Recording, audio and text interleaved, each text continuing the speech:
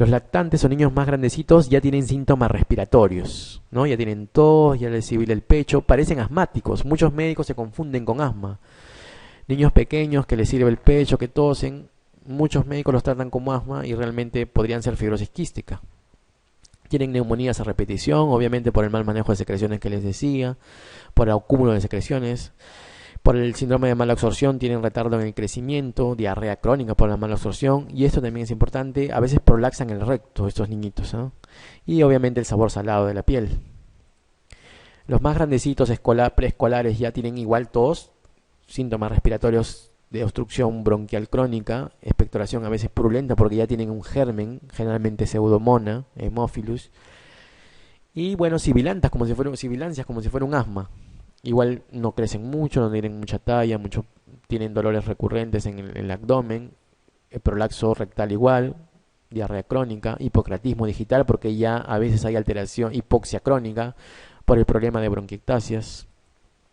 Los escolares siguen igual con los síntomas respiratorios crónicos que a veces no son explicados todavía, no son diagnosticados todavía y se confunden con asma.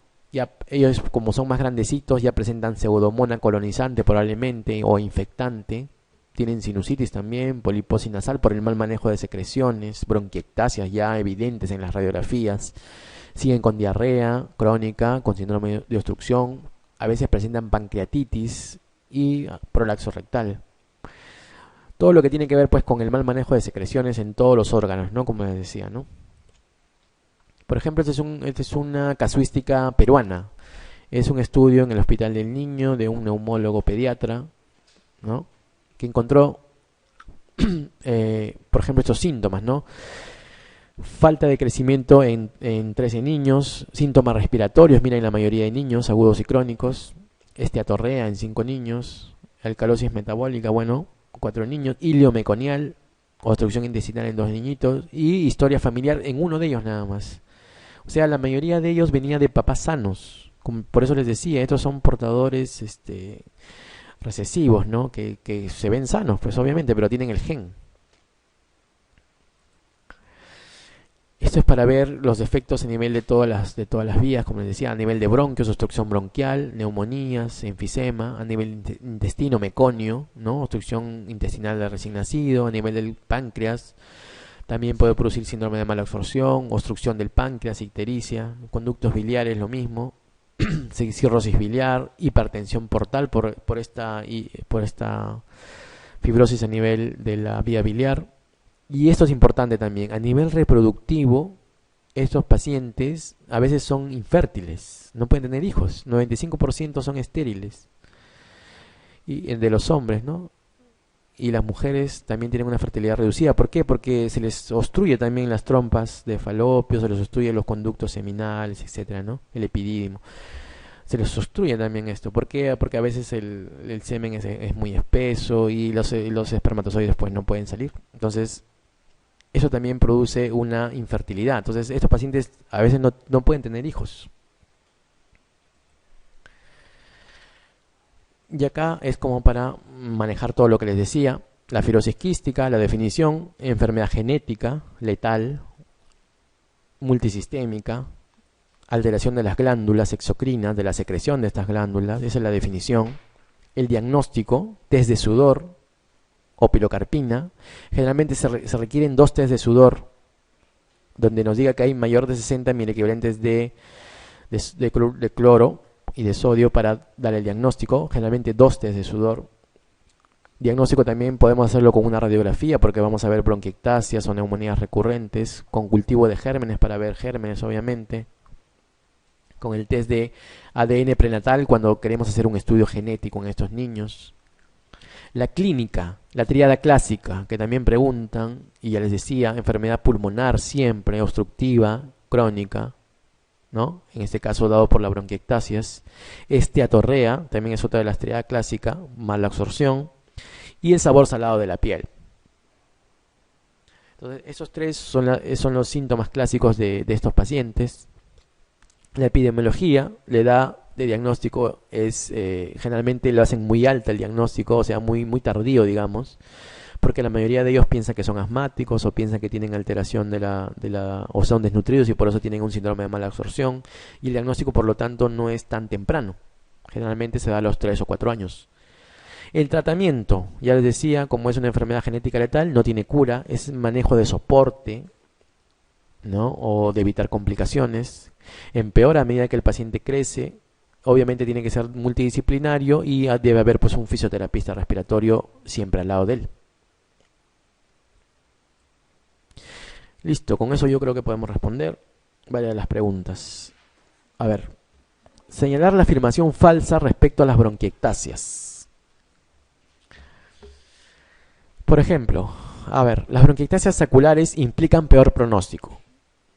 Les comenté, es cierto, las grandotas, las más saculares, las quísticas, se llenan de pseudomonas, se infectan de pseudomonas y tienen peor pronóstico, les dije. Las más chiquititas, obviamente, no se llenan mucho de gérmenes, no se complican con gérmenes y tienen mejor pronóstico. En el 30% de los casos, las bronquiectasias son bilaterales. Es cierto, les dije también, el 30% de los casos son bilaterales. Actualmente la causa más común continúa siendo la enfermedad tuberculosa o la infección tuberculosa. ¿Ah? ¿Sí? Depende, acá como la vez pasada les comentaba, depende del sitio donde estemos preguntando, ¿no? Si estamos preguntando acá en el Perú, sí. En el mundo no es la causa principal la infección tuberculosa.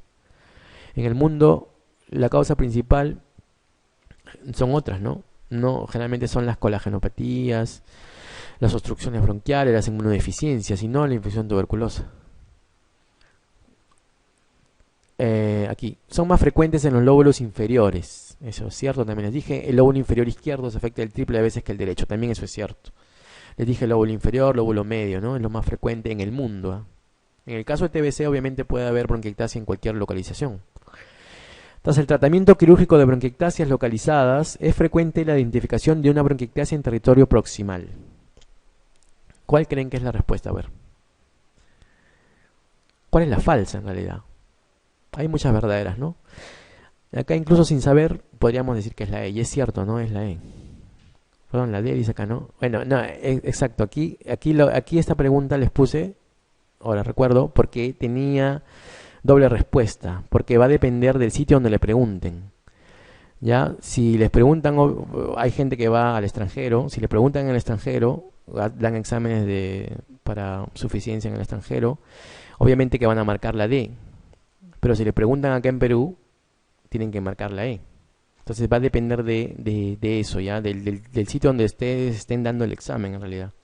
Si es en el Perú, van a tener que marcar esta de acá. Y si es en otros países, obviamente la causa, ya les decía, no es la tuberculosis, sino otras enfermedades, ¿no? Por eso les traía esta pregunta. 14. Respecto a la anatomía patológica de las bronquiectasias, señale cuál es la respuesta errónea. Anatomía patológica quiere decir pues lo que vemos en la patología, ¿no? ¿Puede aparecer microabscesos en la mucosa? Sí, puede haber, porque hay necrosis, hay ulceración en la mucosa, y eso lleva a la destrucción, como les decía, del epitelio, del músculo, y puede haber. Puede aparecer un epitelio cuboidal no ciliado, también, porque hay destrucción de todo, de los cilios, y puede haber un epitelio de ese tipo. Puede haber un epitelio estratificado. ¿Qué les parece? ¿Cómo es el epitelio de la vía respiratoria? ¿Recuerdan? ¿Cuál? Pseudo. Poliestratificado.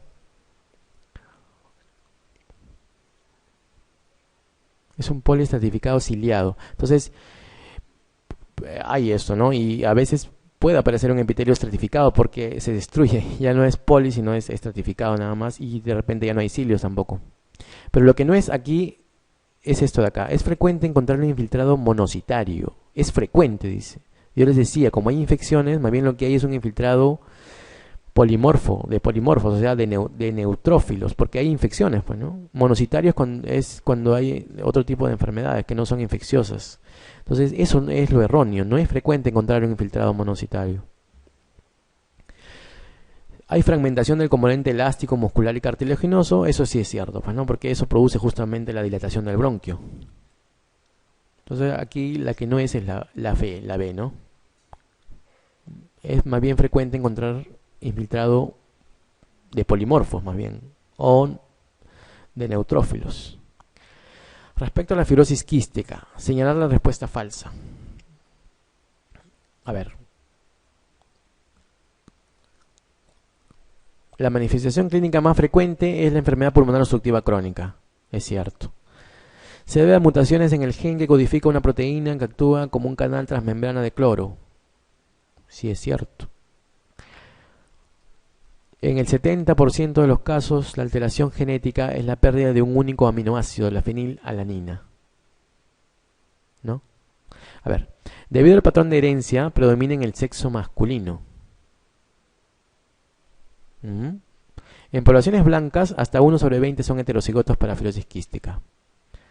Es en poblaciones blancas más frecuentemente, sí, y es cierto. Y son heterocigotos. Aquí la respuesta podría estar entre la C y la D. ¿Cómo era la mutación más frecuente, les dije? DF 508. De elección fenilalanina 508. Ya ven. Y les dije que no era la más frecuente, pero no les dije que era el 100%. Generalmente es ahí, como dice ahí, 70% más o menos. Pero es la más frecuente, pues obviamente. Un 70% de los casos tienen esta alteración genética, ¿no? Y no les hablé nada del sexo. O sea, no predomina ni en hombres ni en mujeres, ¿eh? Entonces, debido al patrón de herencia, ¿predomina en el sexo masculino? No es cierto. Esa es la falsa, ¿no? Ya ves, no se dejen llevar por el apuro de leer la respuesta. 16. ¿Cuál de las siguientes manifestaciones clínicas no sugiere mucoviscidosis? Que es el sinónimo de fibrosis quística, mucoviscidosis. ¿Cuál no sugiere este diagnóstico? La zoospermia, sí, pues no, porque no son infértiles. El prolaxo rectal, si les dije. El hilio meconial, obvio. La poliposis, aquí la respuesta está entre la A y la D. Poliposis intestinal y diabetes mellitus. ¿Cuál creen que es? Hay alteración de las glándulas a nivel del páncreas, ¿no? ¿Recuerdan eso, no? Entonces, también es frecuente ver diabetes, ¿eh? No les mencioné en los cuadros anteriores, pero también es frecuente ver diabetes en estos pacientes. Alteración o sea, intolerancia a la glucosa tienen ellos. Entonces acá la que no sugiere fibrosis quística es la poliposis intestinal. Hay prolaxo rectal, pero poliposis no es frecuente. No sugiere, ¿no? Las demás sí. ¿Qué opina del papel de la broncografía en el manejo de las bronquiectasias? La broncografía, ¿se acuerdan esa prueba antigua, no? ¿Qué opinan ustedes? ¿En la actualidad no desempeña ningún papel? ¿O sí, todavía les dije por ahí una indicación? Creo que les dije por ahí una indicación, ¿no? ¿Está contraindicada en niños? Bueno, no tiene nada. ¿Solo tiene validez durante el episodio de agudización? No. ¿Permite un seguimiento más estrecho tras las neumonías necrotizantes? Bueno, tampoco no. ¿Suele formar parte de la evaluación prequirúrgica? Sí, pues esa era la única indicación de la broncografía, cuando es una bronquiectasia localizada. Salud. Entonces, en esos casos, todavía la broncografía podría ser utilizada, ¿no? Aunque ya muy pocos centros tienen broncografía, por eso que ya no es utilizada. En otros países aún todavía lo tienen, ¿no? La respuesta es la E. En una persona adulta sana, la cantidad diaria de secreción que produce el árbol bronquial es... Eso no les mencioné, pero eso es para ver justamente cómo estos pacientes con fibrosis quística tienen grandes cantidades de secreciones, ¿no? Lo normal es entre 20 a 100 mililitros, eso es lo normal, de secreciones que produce el árbol bronquial. De 20 a 100. Entonces es más o menos la respuesta es alrededor de 100. Esa es la respuesta. 200, 300 es demasiado y menos de 50 es muy poco. Es entre 20 a 100, alrededor de 100 por eso. Los pacientes con bronquiectasia producen 400, 500 mililitros al día de secreciones. En un paciente con bronquiectasias, para planear la intervención quirúrgica, ¿qué exploración considera más adecuada? Esta es una pregunta capciosa, por eso se las traigo también. Ahora quiero que la respondan ustedes. A ver, en un paciente con bronquiectasias que se va a operar, ¿qué exploración considera más adecuada?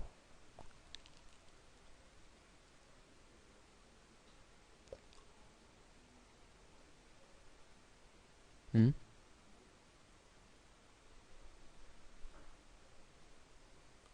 Estoy poniendo la pregunta tal cual la he encontrado.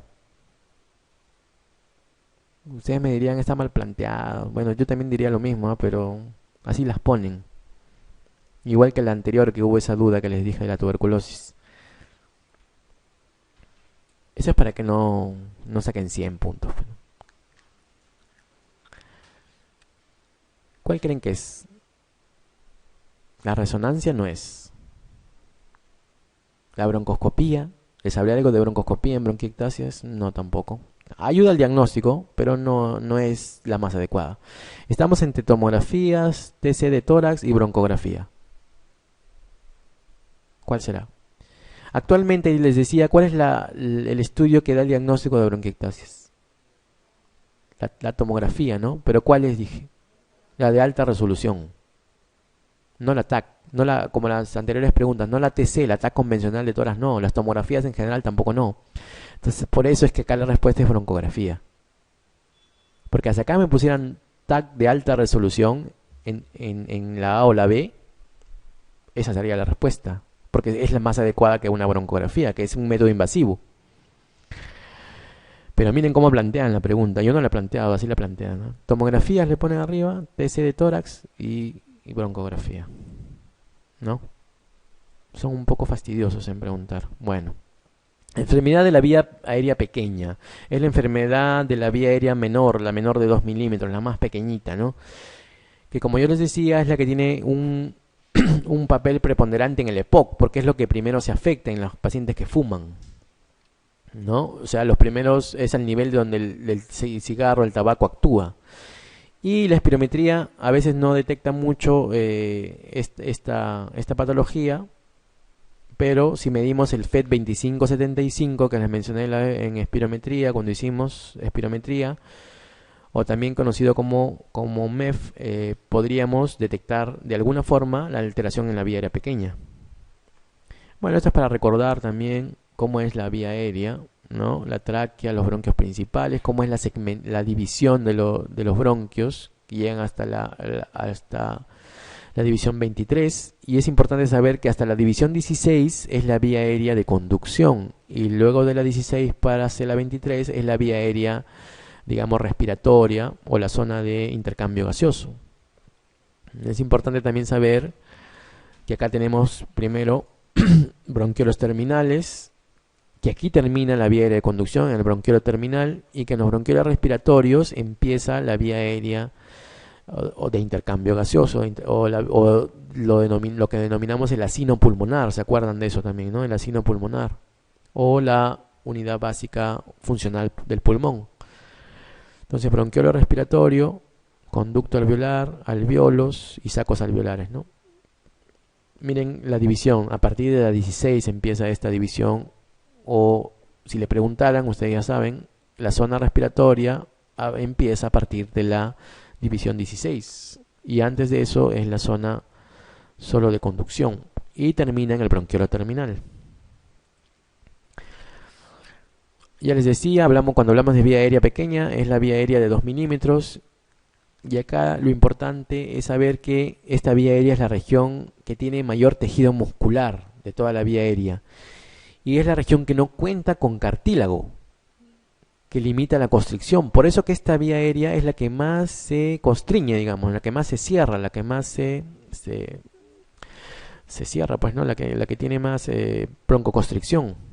¿Por qué? Porque tiene más tejido muscular que cartílago. Es una vía aérea muy pequeñita, y acá ya no hay cartílago. El cartílago llega hasta la vía aérea alta. Otra cosa importante es que esta vía aérea, a diferencia de lo que pensamos, da resistencia en un poco porcentaje, en 25%. Uno diría, si hay un montón de bronquios chiquititos, esos deberían tener más resistencia, pero no es cierto. Más bien, la vía aérea más alta, o sea, la tráquea y los bronquios principales, dan la mayor resistencia en la vía aérea. Y estos bronquios pequeñitos de 2 milímetros son los que dan la menor resistencia, más bien. Es algo contradictorio, pero en realidad eso se explica porque hay gran cantidad de estos bronquios y estos bronquios tienen comunicación, tienen poros donde se comunican, entonces la presión por eso baja en esta zona. Y en esta zona también el flujo es laminar, no es tan turbulento como en la vía aérea mayor, donde por eso que las presiones son altas, ¿no? Entonces eso es importante, que tiene bastante tejido muscular, por eso se colapsa rápido y que da poca resistencia del total de la vía aérea, ¿no? Ya les decía, asociado al humo de tabaco, porque aquí se ven los cambios en esta zona de la vía aérea menor y que también estos cambios pueden, digamos, reducirse si es que el paciente deja de fumar, ya les decía, ¿no? Es medido por el FET 2575 o también denominado FET o flujo expiratorio máximo. En España le llaman MEF también con M, flujo expiratorio medio también le llaman, para los que a veces dan examen allá. Entonces esta es la que mide la vía aérea menor o pequeña también, ¿no? Ahora, lo malo de esta medición en espirometría es que los datos no son muy concluyentes porque tiene mucha variabilidad este índice, digamos, ¿no? Pero aún todavía lo seguimos usando como un índice de obstrucción en vía aérea pequeña. El bono significa bronquiolitis obliterante con neumonía organizada. Es una de las enfermedades de vía aérea pequeña conocidas. Bono. Antes le llamaban COP también, COC, pero eso es en inglés.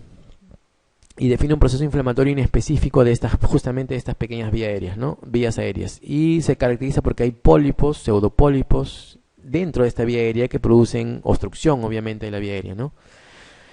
Generalmente se presenta como una forma idiopática, o sea, no hay una causa.